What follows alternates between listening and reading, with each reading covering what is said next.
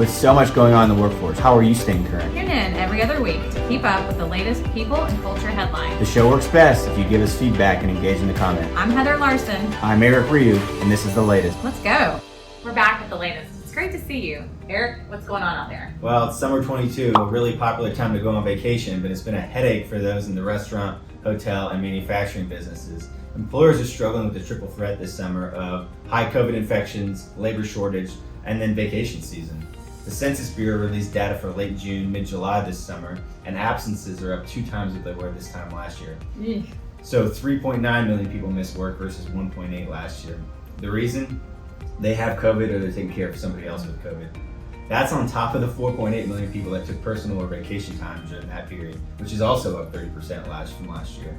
The results, continued labor shortages that's leaving many companies understaffed for 2+ years. You might have noticed many employers are stretched thin just to keep their operations going. A lot of places are closing early, managers are doing hourly tasks, and then sometimes at the bar there should be 2 bartenders, but there's only 1. I've seen that.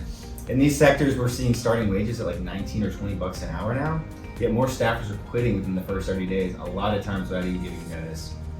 Companies that rely on lower wage workers have struggled with absences and backfilling jobs, and it isn't getting any easier because the labor force participation rate remains lower than it was before March 2020.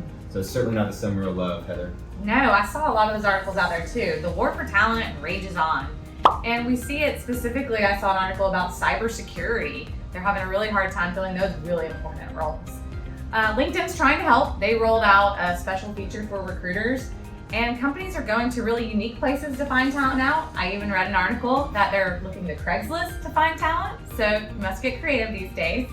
I found that younger candidates are looking to social media first before they even look at a company's website, which means they're looking at an Instagram or TikTok before they even go to read the About Us on a company's site, which is different. Yep.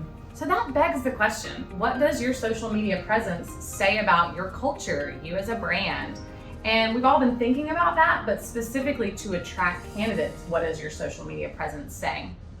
And then how do you respond to posts? So Future Social had an article about clapping back or responding to posts. Some companies get this right. Wendy's, it's a great follow on Twitter. Other companies have not been as successful. So it's a great opportunity to look at your social media presence. Is it going to attract talent? Or do you need to make some changes to make it look more current? That's great stuff. Clap back.